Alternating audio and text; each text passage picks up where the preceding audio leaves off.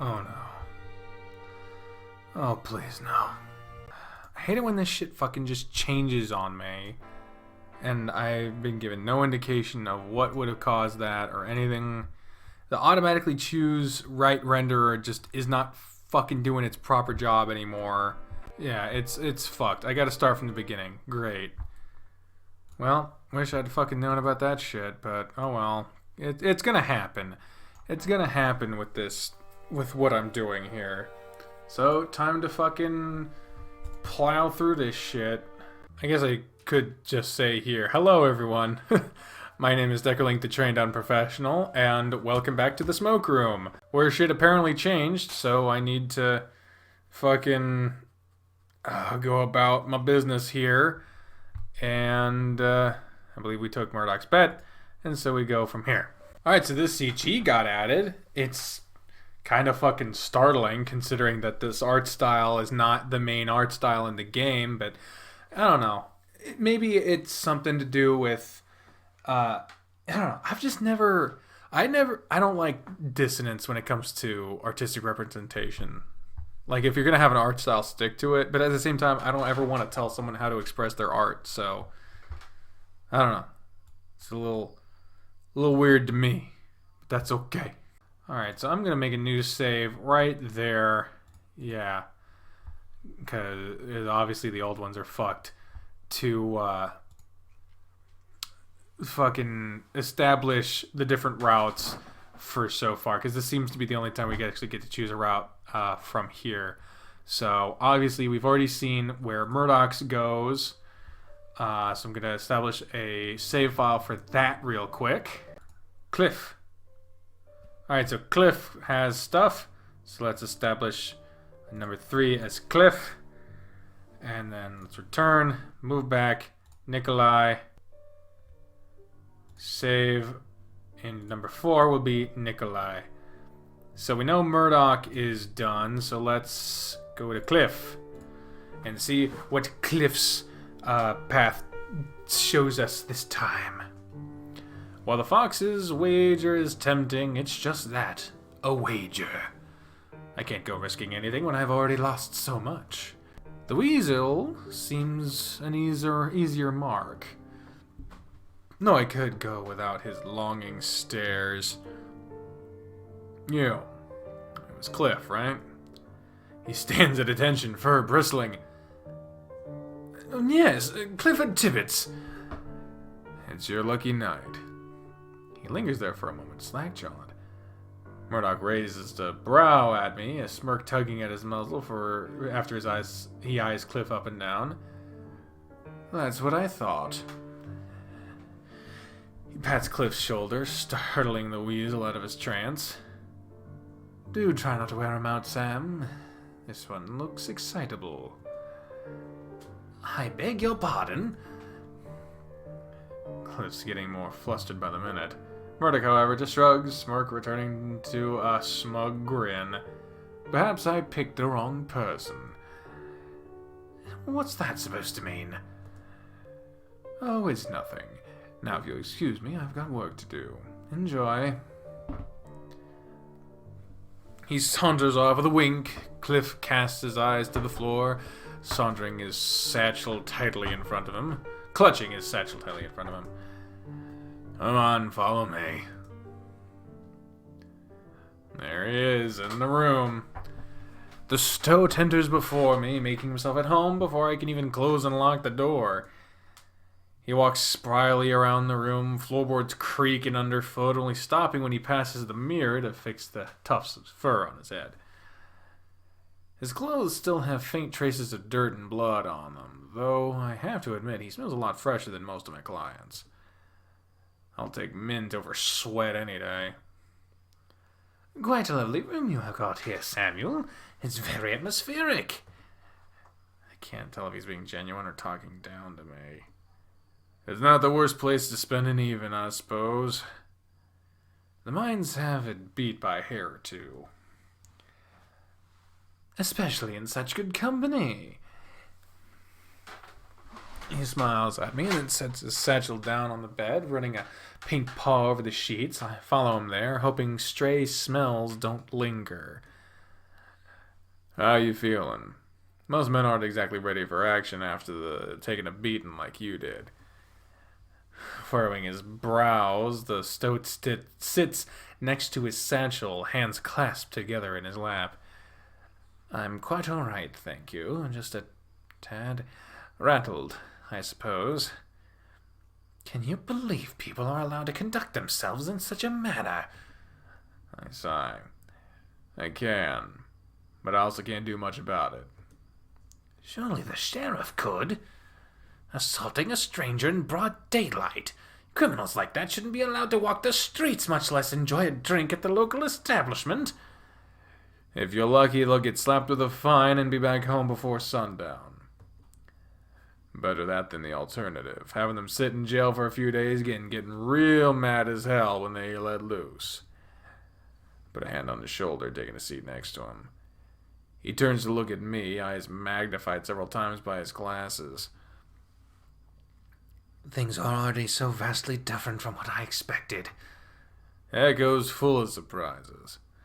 Yeah, no shit. I've played how many episodes of this this town's universe?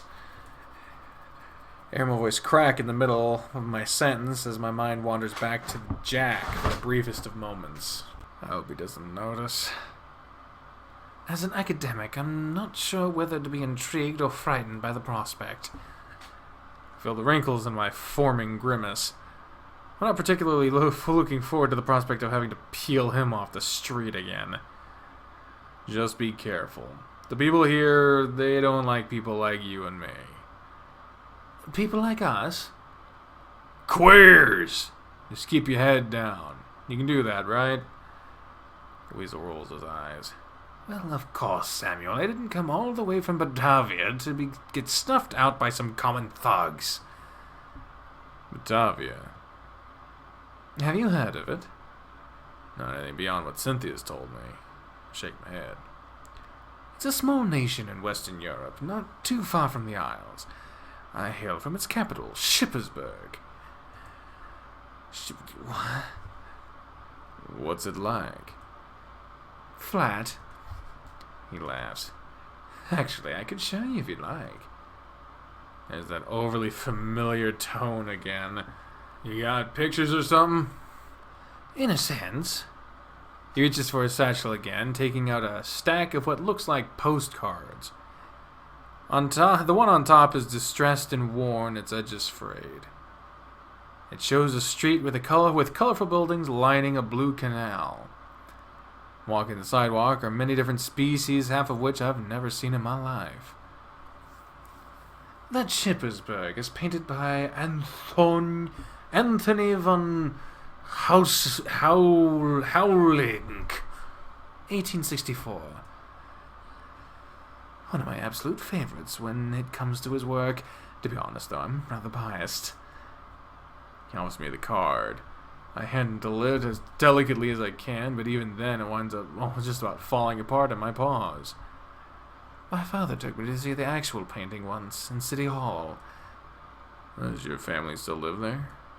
Hand him the card. My father and sister share our ancestral home, though I haven't seen them since I left for university. They still send me the occasional letter. As for my mother, she passed away about 10 years ago. I'm sorry to hear. Not really, of course. I don't know any of these people, and I barely know this weasel himself. Don't be, Samuel. It was a long time ago. How about you? Do you have... I don't have a family. Grimacing again. Oh! Cliff's eyes widen and he lets out the smallest of gasps. He looks away at the floor, at the walls, as if trying to find the nearest exit. Oh, that's... He falls silent for the first time since I've met him.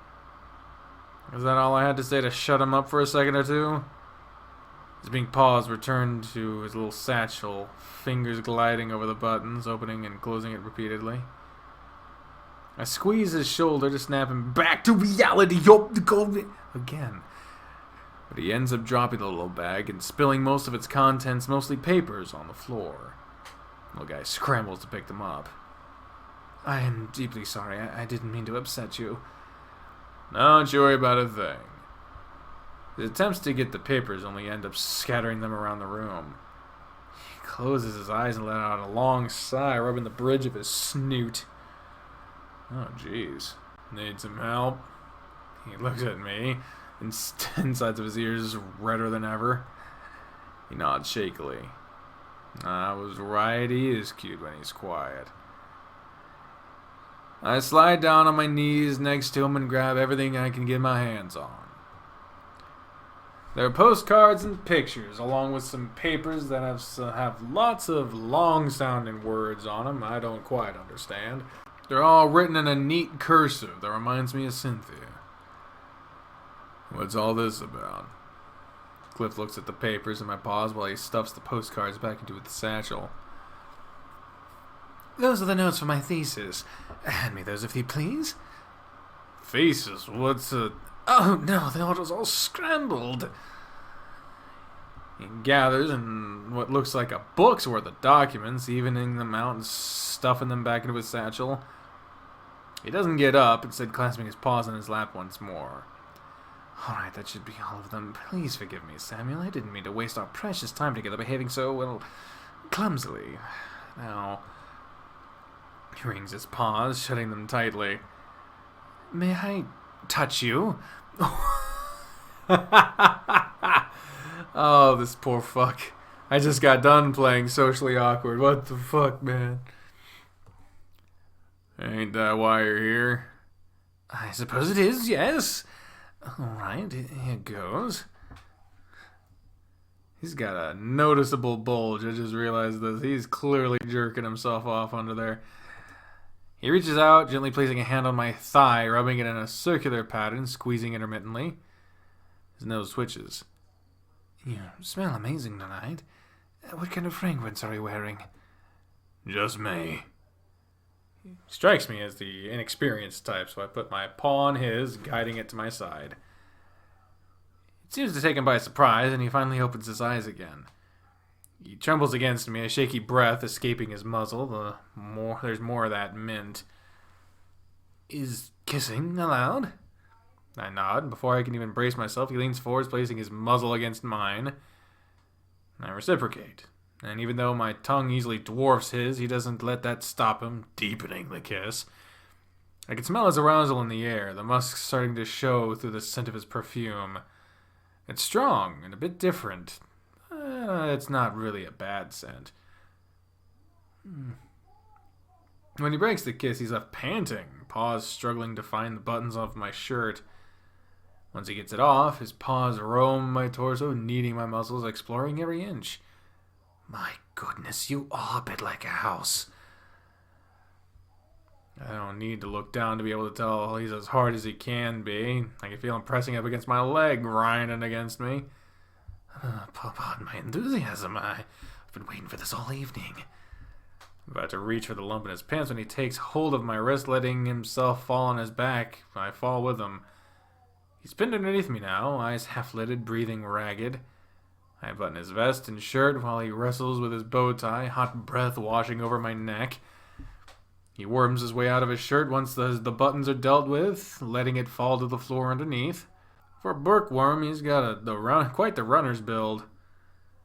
His fur is nice brown, but splits to a cream color of his jaw, which runs all the way down. I run my paws through the fur on his chest, eliciting a gasp from him. Soft to the touch, clean, and as fragrant as the rest of them. But what happened this afternoon is plain to see. There's scratches and bruises all over him. They really did a number on you. Brush a finger over one of the bruises. He clenches his teeth with a grunt. It's a price I'm willing to pay just for this. Would you mind helping me with my trousers? My pants. He wriggles his legs underneath me, shooting me a sheepish grin. He's already leaking as soon as I undid a button of his pants and tugged them down. Oh God. Okay. We're starting to reach that point where I'm gonna have to skip past this scene for the sake of appeasing the YouTube Puritan overlords. All right. The sex scene happened. It was awkward and kind of cute. Fucking. Again, the game is free. Just fucking play it. Now, if the other day was any indication, now is when we're going to have the post-sex creep out. That music's any fucking indication too. My eyes shoot open. Moonlight leaking through the gap between the curtains is the only reminder that there's even a world beyond this room. A strange scent fills my nostrils. It's not mine, not Cliff's. It's something else entirely. Something rotten. I try to turn my head to see if I can find what's causing it. I try to, because I can't fucking move. It's like I'm nailed down to the bed. I can't even wiggle my toes. The smell's getting stronger enough to make my eyes water. My stomach lurches with a strange mixture of fear and nausea. I want to call for Cliff, but I can't make a sound no matter how hard I try. Fuck. Cliff's head is buried in my arm. I can feel his chest heave as he sleeps silently. There's a heavy breathing sound coming from inside my room. Not from me. Not from Cliff. From the corner of my eye on the other side of the room, I can make out the faint shape of something. Something big. Is it a man? His features are hazy, but I can make out what looks like a coat of gray fur. A pair of glowing red eyes is peering straight at me. When I blink, it's still there. The scent is becoming unbearable. I want to vomit, I want to do anything, but I can only watch as it begins to move towards my bed.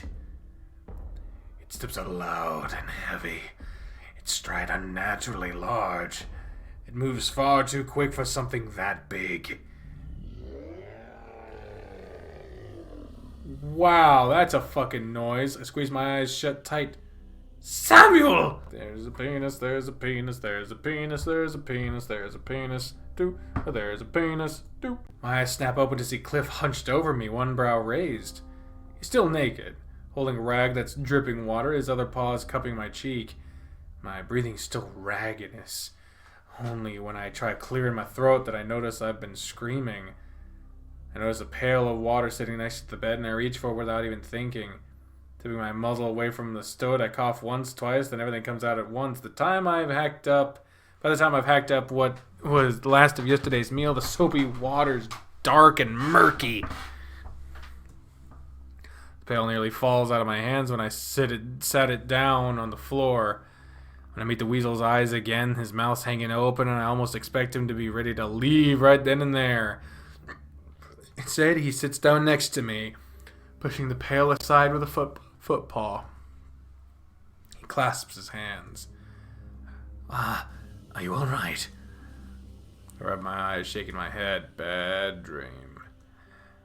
Was it even a dream? It was Flynn. Flynn was getting us from the future. It felt so real. Would you like to talk about it? I exhale a lot of breath. Not really. I'm surprised you haven't walked away yet. My voice is so hoarse I'm practically croaking. He tugs my sheets down, starting to leisurely scrub at my chest and torso with the rag. I grip my teeth. It's cold. It wouldn't be very gentlemanly of me to leave you behind after a night like that, now would I? Now would it? Especially with you tossing and turning in your sleep the way you did. He gestures for me to sit up.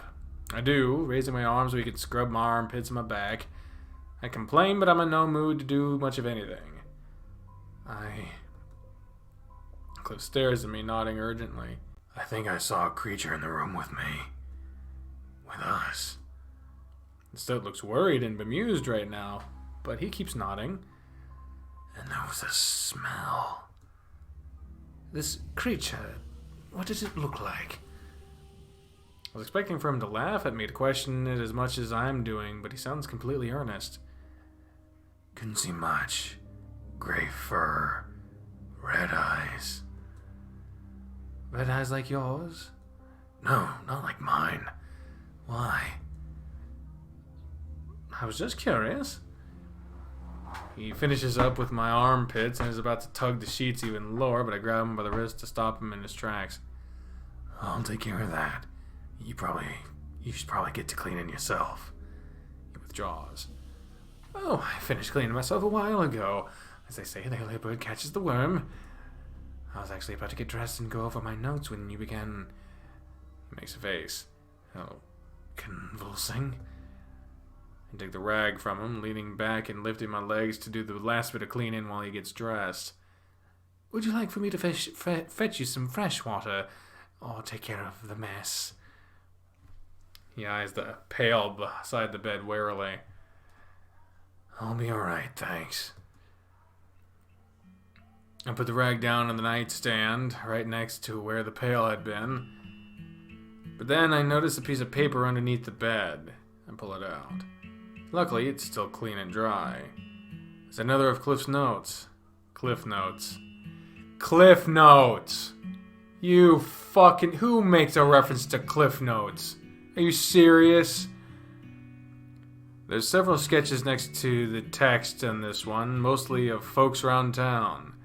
I recognize Murdoch by the smug grin and the camera around his neck. Underneath his picture is a pretty nice portrait of Cynthia. Masada is written next to her in large block letters. The weasel notices me looking at it, waddled towards me with his pants still at his knees. I was looking for that one. Did you draw these? He nods, pulling his pants up. Oh, well, those pants are up. I can take the lovely image down. Thank you again to Paul for making that for me. It must have slipped out of my satchel. I drew Miss Cynthia yesterday. I was waiting for you. He points to the picture of Murdoch. This one's from memory, though. I drew it shortly after I woke up this morning. Just how long has he been awake? For your thesis? Oh, my thesis? In a way, yes. The people and history of this area are exactly why I came here. What people? What history? There's nothing here but dirt and liars. I also just fancy drawing what interests me. People, nature, sometimes even the sky. I frown. Did he draw me? I reach for my shirt and open my mouth, trying to think of how I should phrase the question. This thesis of yours, I said myself. Thesis. What's it about? Why, I'm glad you asked. I just realized his fingers creep me out. He pushes his glasses further up his snoot. Have you heard of the Masada tribe? I heard Cynthia mention it once or twice. I've asked her about it, but it's a bit of a sore spot. Only a thing or two. Well, I heard... He falls silent mid-sentence, eyes keeping close track of my abs while I put on my shirt. He clears his throat when I start buttoning up. He moves to do the same, taking special care to fix his bow tie. I heard through the grapevine that there's a Masada tribe settlement not too far from Echo, but 2 days worth of travel away, in fact. I asked Miss Cynthia about it just the other day, but she wasn't very cooperative, as expected. What I intend to do, after I find a guide, of course, is to go there and learn all there is to know. About what? Everything. Their culture, their traditions, what kind of food they eat. He's quaking with excitement. It makes him think they'll teach him anything. My thesis is going to be about what makes them them. He gives me a toothy grin, grabbing his satchel from the floor and slinging it over his shoulder. I had a wonderful night, Sam, but I must be off. I intend to leave for the settlement tomorrow, so there's no time to lose. He leans in, we lock eyes for a moment, then he presses his muzzle to my cheek. Thank you for the lovely first experience. I'll have to return for more lessons soon. I've still got a lot to teach you. I'm sure you do. I hand him the sheet of paper, and he adds it to the collection in his bag. He waves at me, then picks up the pail with the murky water and takes it out the door. The door shuts behind him. I sit there, in bed, alone, and watch the sun climb the sky through the slats of the windows. As far as clients go, I certainly could have done worse. It feels like hours have passed when I hear a soft knock on the door. Who is it? It's me. Are you decent? I pull the sheets back up to my waist. I am now. The door creaks as it opens. Cynthia stands at the doorway for a few moments, one brow raised. Then her muzzle splits into the broadest of grins I've seen on her. You're not going to believe this. What, did? Your weasel friend paid us 4 times your usual rate. 4 times? I stare at her, mouth agape. 1,000 things are going through my mind right now. I thought he was only going to pay twice as the usual. As did I. As did the madam. What did you do to him? I don't know. Nothing out of the ordinary. Well, when you've got it figured out, do tell. We share a laugh. I'm still croaking. He mentioned something about talking to you. He does that a lot, doesn't he? You're changing the subject. Your expression sours. We did talk about the Masada. What he said about the settlement near Echo. Is that true? She exhales loudly, then nods. I decide to let it rest there. Anything I should watch out for today? You mean besides the madam just about ready to throw herself at you? Could use a break from people throwing themselves at me. There's just a grocery run that needs doing. Your first appointment's the latest out of all of ours, so we volunteered you. A cheery grin returns. Hope you don't mind. I actually don't. I could use fresh air. Is it safe to go outside? You should be fine. The sheriff took care of the riots last night. Pretty much on his own, and had that. Wish you were that thorough with me. Alright, give me a minute. So long as you're out of bed before they close. Door creaks shut, and I'm alone again. I've never been to this general store. Hope the girls haven't had issues finding it before. I stare at the list in my hands while I walk the streets, passing several clients of mine, trying their hardest to pretend they haven't noticed me. Couldn't care less. Really. The town square feels eerily quiet after last night. There are no street musicians or newspaper hawkers. Nothing. Can't even hear any birds. Just a bunch of folks with frowns on their faces acting like it's business as usual. I'm one of them. I do my best to follow Cynthia's directions, passing William's office and the barber's shop. I could cut through some back alleys and save time, but the last thing I want right now is to get jumped. Instead, I decide to stay on the main street to Town Hall. Oh, what the fuck? Then I got this fucker coming in here, looking all regal and shit, looking like Moneymaker. Beneath an apple tree, in front of the steps of Town Hall, I see an incredibly tall ram. I know who this is. His suit looks like it costs about 3 times what I'd earn in a single lifetime. His eyes are greener than the grass itself, gazing down at Echo from behind a custom-fitted monocle with a silver frame. He's flanked by 2 wolves, one of whom I recognize from the saloon. His face was painted on picket signs last night. There's no doubt about it. This is James Hendrick. Oh, no. Oh, no. Well, here's Carl's lineage.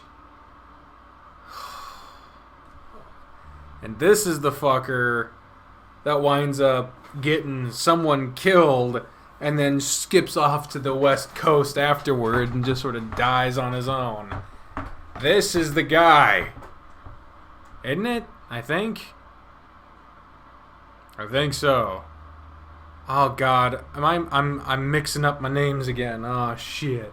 He makes eye contact with me and closes the distance between us quickly.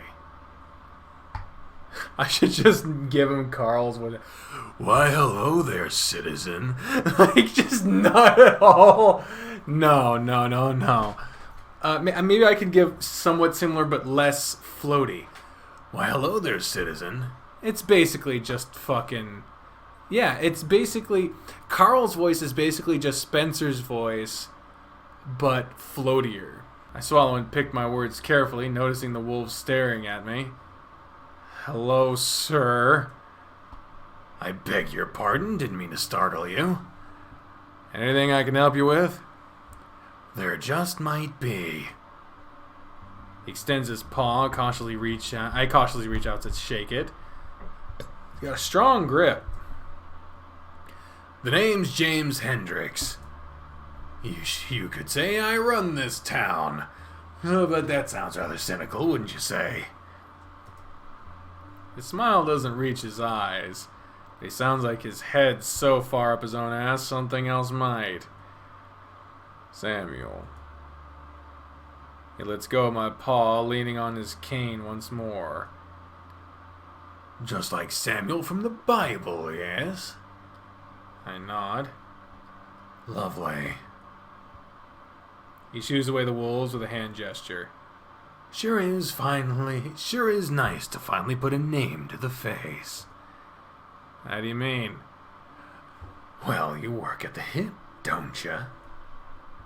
He says it so confidently, so matter-of-factly. I feel my ears heat up, my fists clench so hard the grocery list ends up a crumpled mess. I'm lucky no one's passing by. I think you got the wrong person.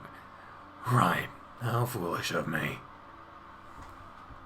I can tell by the tone of his voice and the glint in his eye that we both know I'm lying through my teeth.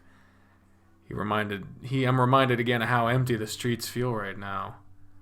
The desert wind picks up and makes a few of the wooden shutters rattle. James and I both have to cover our eyes defensively. It passes by just as quickly as it picks up. He straightens out his jacket and tips his muzzle at me. If you'll excuse me. Appointments to keep, business to take care of. I nod before walking off and turning around a corner. I catch him looking at me as I do. Man, that's so weird. That's so weird, man. Oh, I don't like that shit. Okay, so here's... I pulled up the Carl finale because I remembered there was that whole fucking article. They basically spelled out what is believed. So James Hendricks is not only Carl's ancestor and the founder of Echo, but he was said to have been in a homosexual relationship with an alleged serial killer named John Begay. Now, I don't recall us having met a John yet. We're not John. And that's interesting that they would set a prequel story in Echo at the beginning of all this shit, but not actually be about it. And John is Masada. So where is any... We're going to be seeing the beginning of the story, but not from the perspective of anyone dealing with it. And we're probably going to be seeing the best prequel that's ever been a sequel, prequel, sequel. I know a lot of people. So we met James now. Wonder when we're going to meet John. And an alleged serial killer too, Jesus. Turns out, crumpling the paper made Cynthia's directions illegible, which means I have to ask around. Who would have thought a general store would be this hard to find? I end up in front of a large building. Crates and boxes are stacked out front, but that's not the thing that stands out most to me. No, what stands out most to me is the Red Fox standing in front of the door, leaning on one of the numerous boxes, camera clutched in his paws. I feel my stomach lurching again. Well, if it isn't Sam. He walks toward me, camera swinging to and fro across his chest. What brings you here? Running errands, you? I work here. I have no consistency with Murdoch's fucking voice. I'm so sorry. He points a thumb to the store behind him. I thought your job was taking pictures. He grins. And developing the pictures and sometimes delivering to when it saves us money on post. But that's just when we have enough hands to manage the store and keep it clean. And sometimes we need another man behind the register. And then there's the keys. That's a lot. What can I say? I'm a man of many talents. Got back from the sheriff's office not too long ago. And that's an amused chuckle. I suppose I could tell you, but not for free. It's confidential information, as I'm sure you're aware. I don't have any... Oh, I'm not looking for money. Unless you thought about my proposition. I shake my head. The fox tisks. That's what I thought. No, I want details. Murdoch sits on a crate next to me, glancing around to see if anyone's near, before leaning in and whispering, "How was your time with Mr. Tibbets?" I can't talk freely about my clients like that. I'm not asking you to talk freely. It's a trade. My information for yours. Why do you care? Does it matter? It does. Very well. To be quite frank, I left last night feeling envious. Funny thing is, between the two of you, I wasn't even sure who I was more envious of. So I didn't imagine him sneaking looks at Cliff last night. And now I'm just curious. He cups his chin in a paw. I mull it over. I'm usually careful with this kind of information, but I really want to find out what's going on. I sigh, rubbing my temples. It was better than I expected. He ended up paying me 4 times the usual. Murdoch whistles. Not too shabby. Was he good? I grunt and nod. He laughs. Good to know. Time to hold up my end of the bargain. Don't tell the sheriff I told you this, but talk of the town is that the investigation regarding the dead miner and the riots went into full swing. Sheriff said he won't rest until the perpetrator's hanging from the gallows. My blood runs cold. There's even talk of curfews, enough to frighten any man. Panic wells up within me. He keeps talking, but I lose track, mind racing to hundreds of conclusions in only a few seconds. I have to go. I need to go. My voice wavers. By the time I head back... You sure you aren't forgetting something? I nod my head and turn my heel, leaving the store behind empty-handed. Sam! My brisk walking pace becomes a sprint as soon as he's out of sight. I feel the eyes of every person in town just drilling into me. By the time I pass the sheriff's office, I'm out of breath, but I can't stop running. After a while, the hip looms in the distance. I never thought I'd long for the smell of liquor and unwashed miners this much. Cynthia's standing in the doorway. She waves me over, looking awful confused. Then again, anyone might see me out of breath in the middle of the day.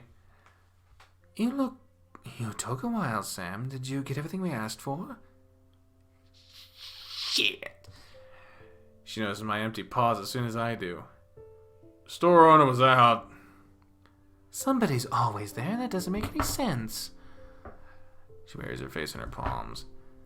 I don't know what the hell you were doing, but your client's here. Just what I need right now. This early?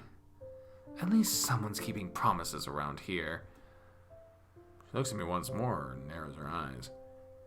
Where is he? Didn't see him myself.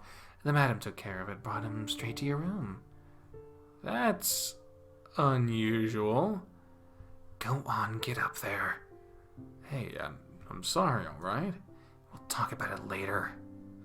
Damn. She steps aside and I enter the hip. The panic is slowly leaving my system, though the awful feeling of guilt remains. But I don't have any time to waste feeling sorry for myself. It's time to get to work.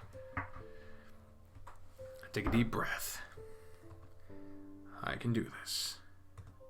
I open the door a tiny crack, looking for any sign of my client. Is it James? Is it James? There's a neatly folded set of clothes sitting on the end of the bed. But I wouldn't know who they belong to when it's so dark in my room. I open it wider. My breath catches in my throat. Okay. I was correct. It is James. Hold on. Censorship. Yay. I fucking called this shit. Hello there, Samuel. And was that the fade out? That's it? Okay.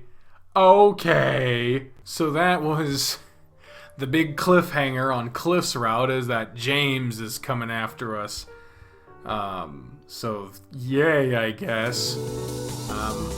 Good to know I'm gonna have that shit popping up on me when I try to load the file in the future. Well, while I'm here, I might as well check to see what's on, I believe his name was Nick, on his path.